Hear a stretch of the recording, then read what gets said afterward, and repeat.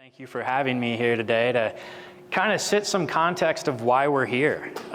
My talk today is a little bit about the history of fire ecology, kind of where we are today and where we're going to be moving forward with climate change. I think we all agree that climate change is really smacking us in the face quite hard, especially here in New Mexico with the wildfires we've experienced the past several years, the Rio Grande drying. We're seeing a lot of changes here on the landscape.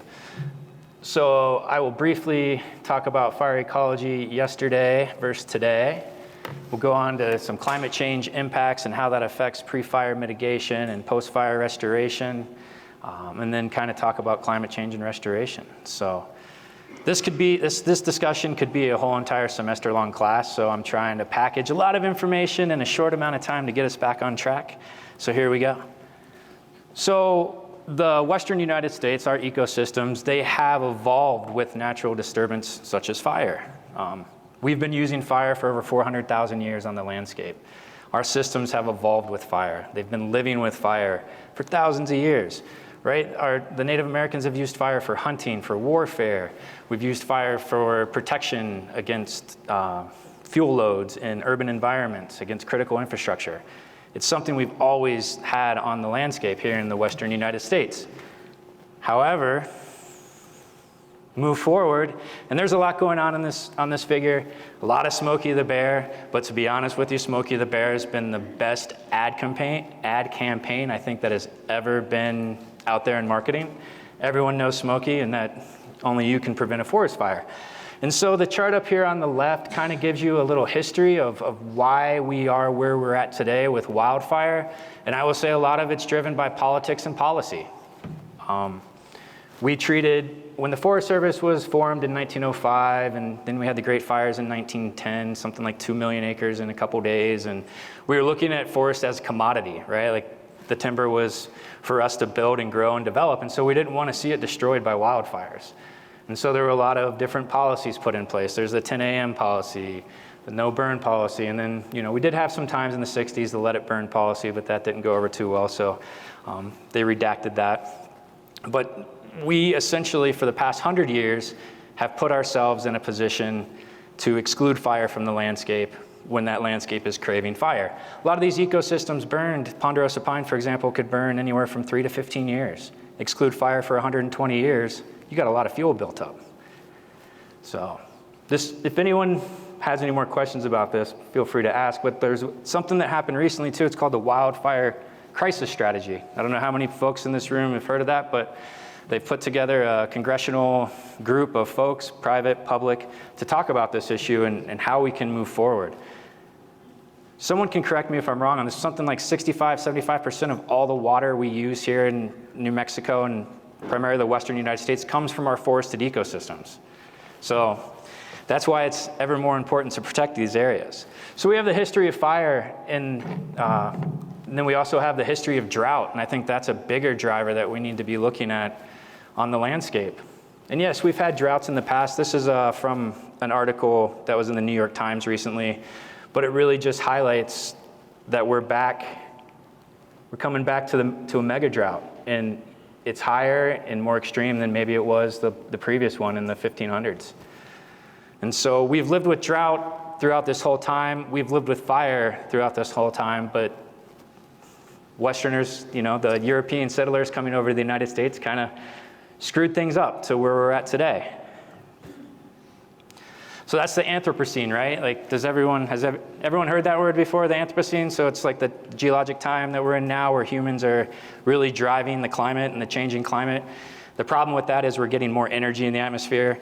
And so yeah, we're getting more extreme droughts, but when it's not a drought, we're getting more extreme precipitation events, and that's gonna continue, which can be a problem when you still have, I forget what Garrett said, but hundreds of tons of sediment ready to be mobilized. And these extreme storms coming on, it's a scary thought.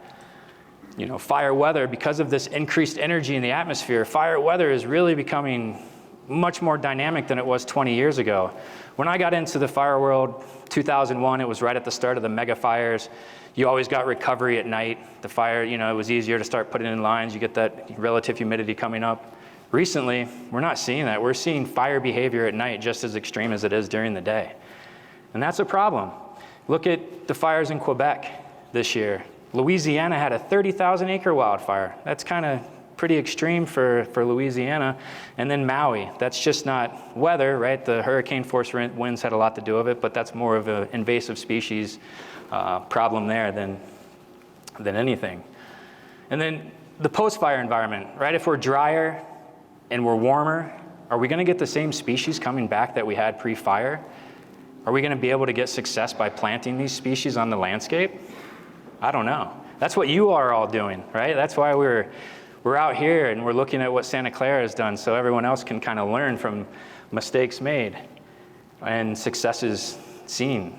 And then for those of you who aren't from the Southwest, we are in the hottest, driest part of the country, and yet we have 50 million residents that depend on our forested watersheds to sustain agriculture and municipalities and industry. And so I wanted to point out, we talk a lot about the Los Conchas fire. It is now only the 4th largest wildfire in New Mexico's history. But I wanted to ask a question. Does anyone see anything with these fires that might be interesting or maybe that they all happened within the past 10 years? Pretty shocking, right? So the largest wildfires we've seen in New Mexico's history have all happened in the last 10 years. 2 of them happened last year with the Black Fire in the Calf Canyon's Hermit Peak. So we're seeing a lot of large wildfires come across the landscape.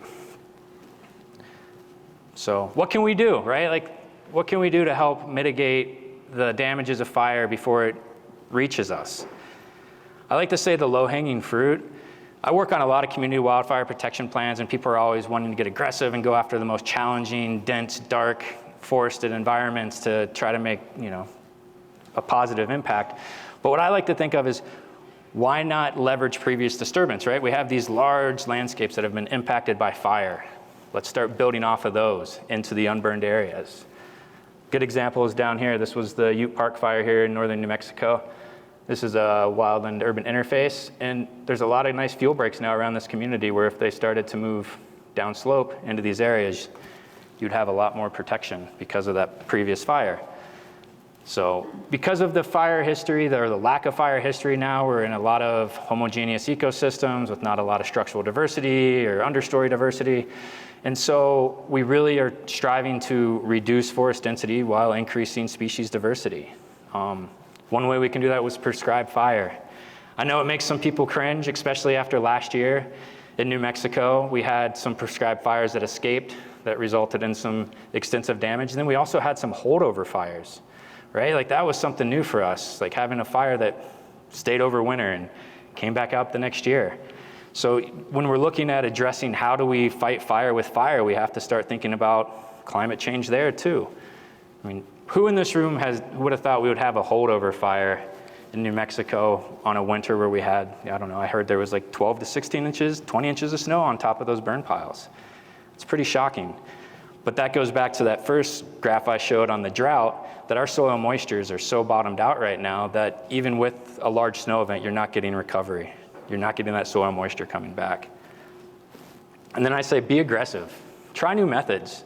Try things that we haven't tried in the past, right? Because what we've done in the past might have worked then, but is it gonna work now as we move forward in a hotter and warmer climate? Maybe an area that had a basal area prescription to 80, drop it to 40. That might not even work though, because when you have the winds and the firebrands going out 2 miles, we're in an interesting dynamic. So be aggressive, try new methods. So post-fire restoration and climate change in general, we know that fires are burning at a higher severity, damaging and destroying our watersheds, creating a new dynamic equilibrium. So what do? How do we restore these watersheds, right? The Army Corps of Engineers can go in right after a fire, do some engineering and designing, and have a large engineered structure in place to stop some of the large debris flows, sediment movement. But those are large engineered structures that maybe people don't want or don't like. So what if you want to wait? How long do you have to wait after a fire in order to do some of these nature-based solutions? We've talked a little bit about using materials on site. And a lot of times after fire, the materials that are on site aren't going to be able to, help hold back a head cut until 3 to 5 years, 10 years down the road. And so what I wanted to point out here is this is a fire down in central New Mexico. Happened in 2007. We actually went in 2013 and did some Bill Zeedijk type structures, rock rundowns, zuni bowls, log mats, log drops.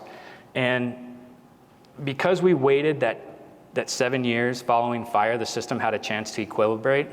Not completely, right? You're still seeing down cutting and sediment loss, but the flow, the energy in the system wasn't as strong as it was right after the fire. So sometimes, like Santa Clara is still doing amazing restoration as we speak in the stream channel. And they're able to do different techniques now that energy isn't as extreme. And then everyone likes to see an upstream, downstream, right? So the first slide was what that area looked upstream. This is downstream. And again, this is just with simple rocks. This was done by a youth group down in Mountaineer, New Mexico. So pretty amazing recovery in just under 10 years. Oops, all right. So one thing also that we really need to think about is vegetation type conversion. So what's going to be on the landscape in 20, 30, 50 years? We can look over at the Cerro Grande fire and see some of that, what's happening on the landscape, but what's going to happen here? What's going to happen after some of the large fires we had last year? We need to be careful with the seed mixes we're putting on the landscape, as you'll see in the next slide. But also, we can think about, there's a lot of talk today about pollinators and pollinator habitat, and these big burn scars are actually a great area to start looking at pollinator habitat and regeneration. So the bottom picture shows really good herbaceous recovery after a wildfire.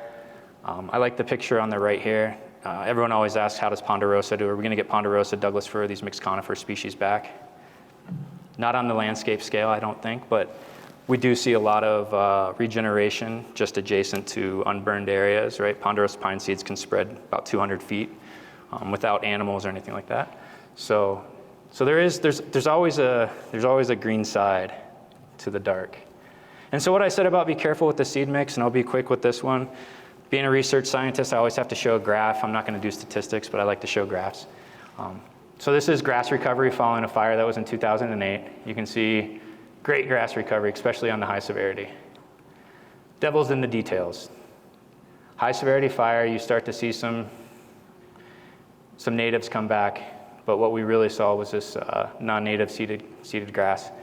Intermediate wheatgrass, I don't know if anyone's used it before, but it's created a monoculture now, probably over 10,000 acres on private lands. So the devil's in the details. Be careful with what seed mixes you use. And then lastly, there's been a lot of talk about genetic diversity and gathering seeds and where do you gather seeds. If you're trying to restore an area up here in northern New Mexico, we might want to think about going down to southern New Mexico and gathering some seed stock, because it's a drier, warmer climate down there. And as we're trying to get seed and seedlings to establish up here, the genetics that we have here might not take to the changing climate.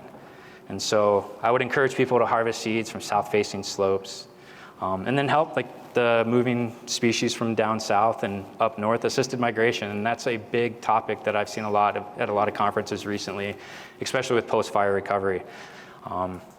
There's some other talk, when I say genetic diversity, people also talk about genetically modified, but we're not in, that's not my specialty, and I know that creates a lot of discussion.